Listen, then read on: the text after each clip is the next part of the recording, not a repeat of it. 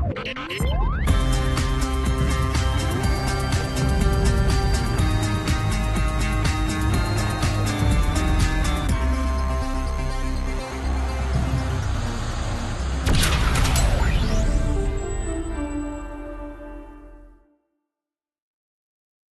motivation to learn about other cultures, histories, art, or music can be the manner by which that knowledge can enhance our own lives.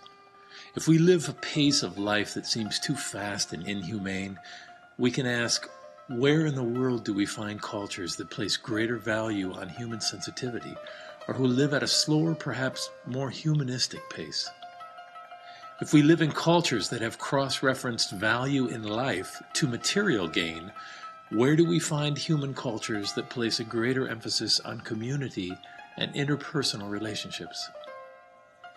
And if the manner by which we live life compromises common hospitality or the placing of others and the building of deep relationships below our own wants and needs, perhaps there are cultures who model self-sacrificing love, chivalry, and the deepest hospitality or sacrificial love above personal desire. Poetry in ancient Mesopotamia, Arabia, Greece, Persia, and across the Roman, Byzantine, and Turkish empires has been used as a way to exalt human virtues, bring governance and society accountable, and identify the qualities of sacrificial love and deepest human emotion. We met with Dr. Kahtan Mandwee, professor of Arabic poetry and literature, himself a known poet, and professional musician Victor Ghannam, to discuss the influence of poetry on the culture and music of the Middle East. We were talking about the influence or the role of poetry in the behavior and fate of the Arabs. In fact, the Arabs pride themselves on three traits, three issues, very important in their lives. One of them is their generosity. They believe they were very hospitable and generous people. And the second trait is their chivalry, their knighthood. They believe that people have to be brave. In fact, Napoleon said, if my soldiers have the bravery of the Arabs and the stubbornness of the Persians, I would have conquered the whole universe. But you see, Arab courage was well notified and documented. And the third trait that the Arabs pride themselves on is their poetry. Their poetry is their essence, is the food of the soul to them.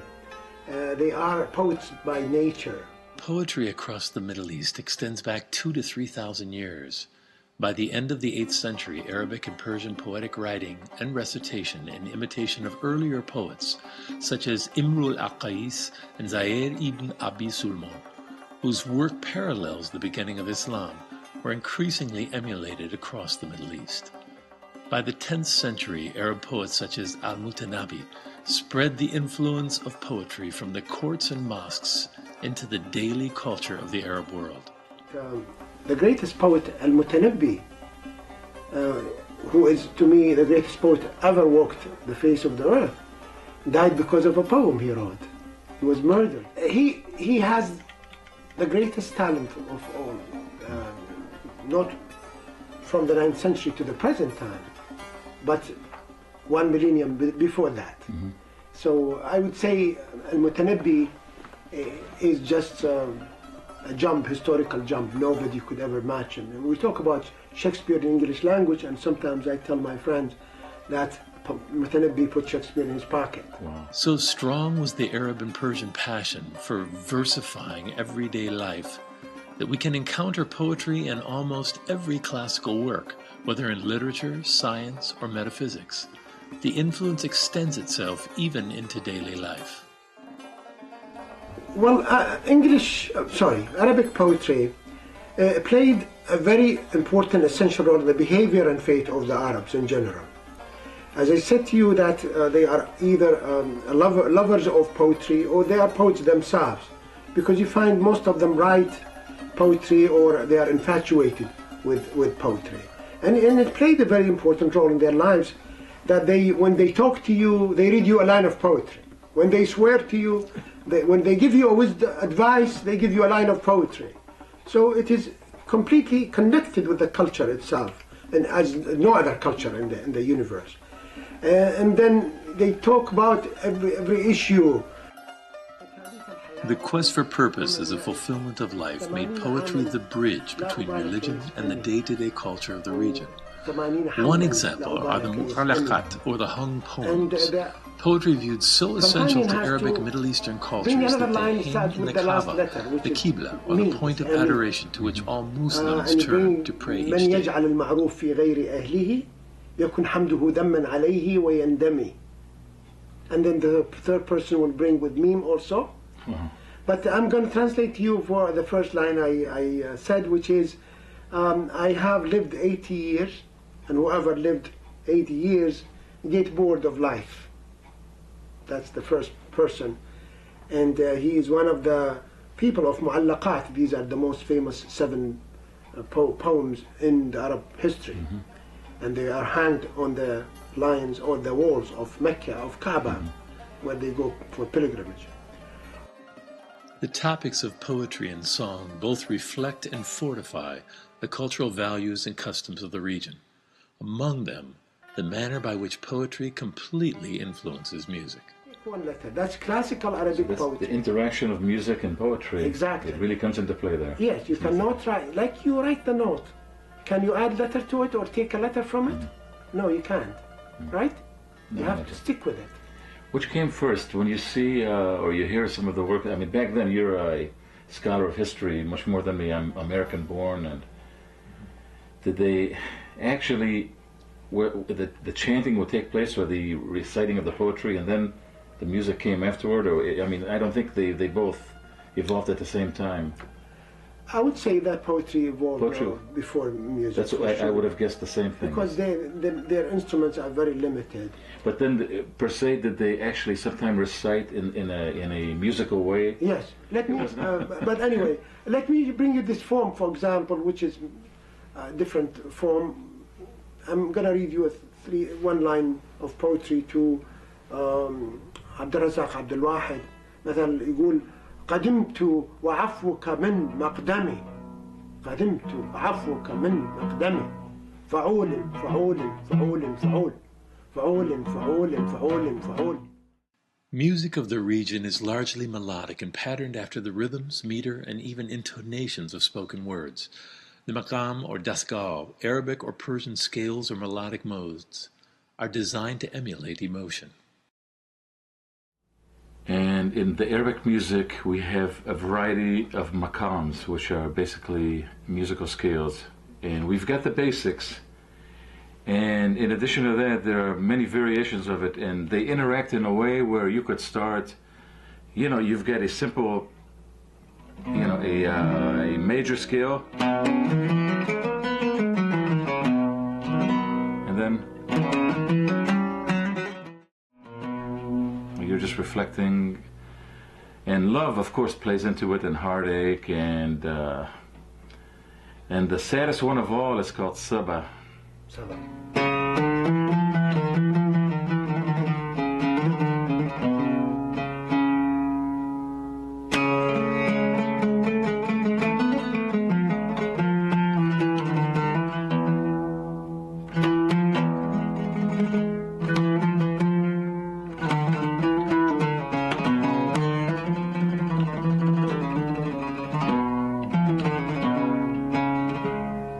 Among the more interesting Middle Eastern poetic and musical formulas is the mahwal, a tradition of the singer-poet demonstrating his vocal skill before the song begins, and the taqsim, an instrumentally improvised section which will precede the chanted or sung poem or song. Both of these represent in music the tradition of the region to give time to transition from the material world to the spiritual or musical world. Much like the tradition of offering tea before dinner or conducting business, the mahwal or taqsim are a type of musical tea, a transition to the spiritual world. Basically, when you do taqsim, which is a improvisational piece, totally unrehearsed usually. You know, some people try to plan it out and have an idea what they want to do, but you're basically playing whatever's on your mind and what's in your heart.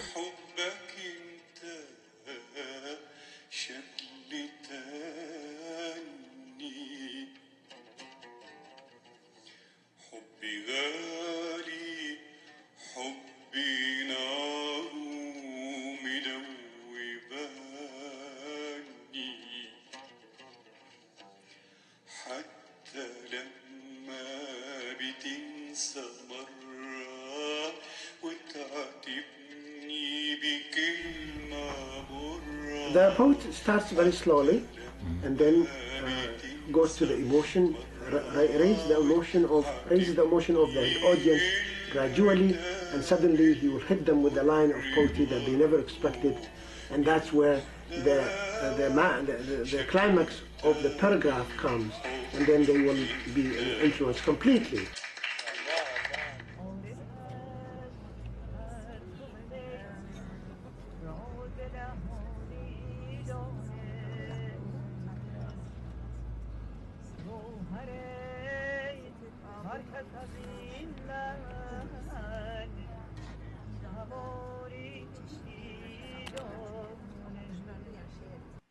Persian history dates back over 6,000 years into history, and Persian poetry and literature leaves traces over the last 2,500 years.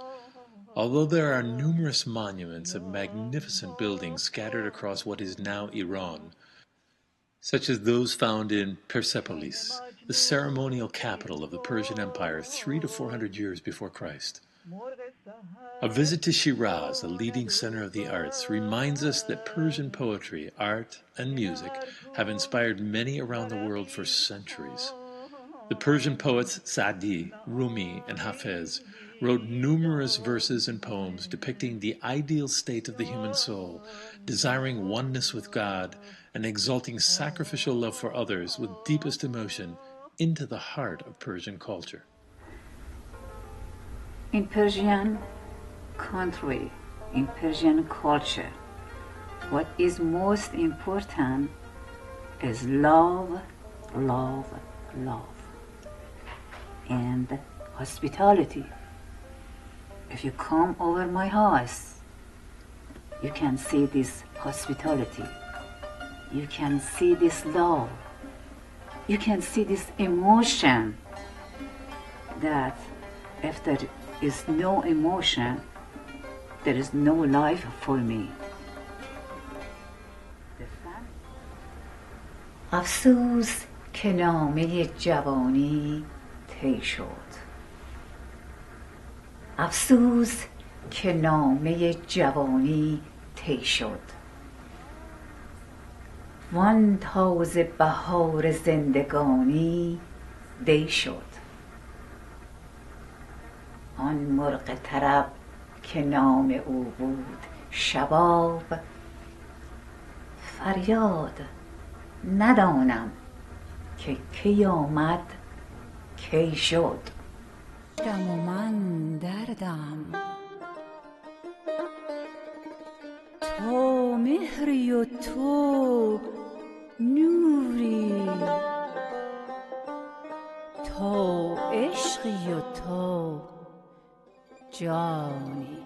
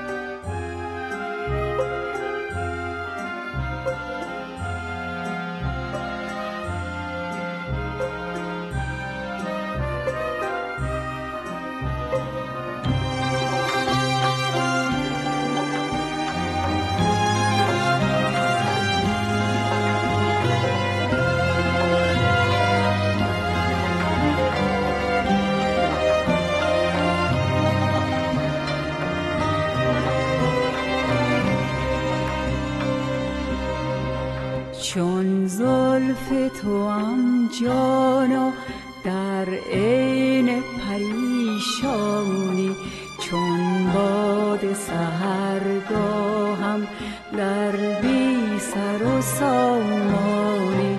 من خاکم و من گردم، من اشکم و من دردم، تو مهری و تو نوری، تو عشقی و تو جانی. خواهم که تو را در بر بنشانم و بنشینم، تا آتش جانم را بنشینی و بنشانی.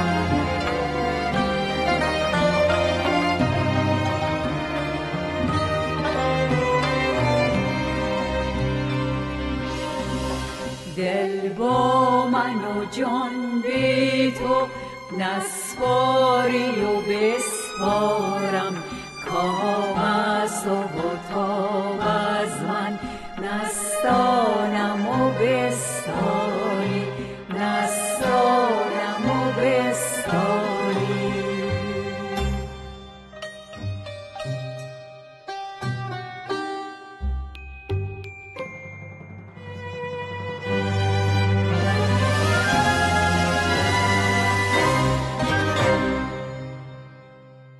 of Iraq.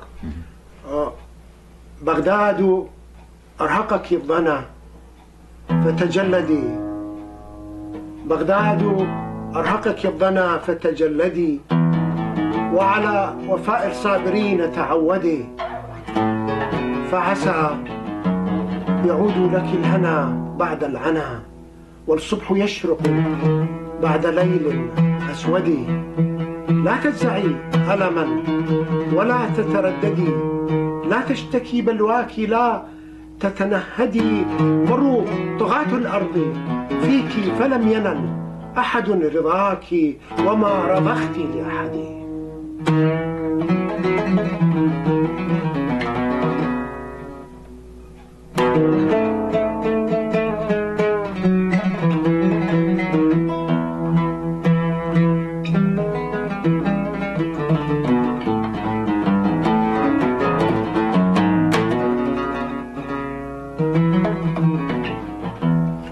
يفدي ترابك من عاداك يا وطني، يا منبع الفكر والأخلاق والسنن. يفديك من مر غصنا منك في عمد، أو مس معك في سوء وفي ضغن. وكل فج وموبوء ومنشرق وكل من أشعل الأحقاد بالفتن الشمس أنت، عداك الأرض آسنة، فما انتفاع الورى بالقاحل الأسد.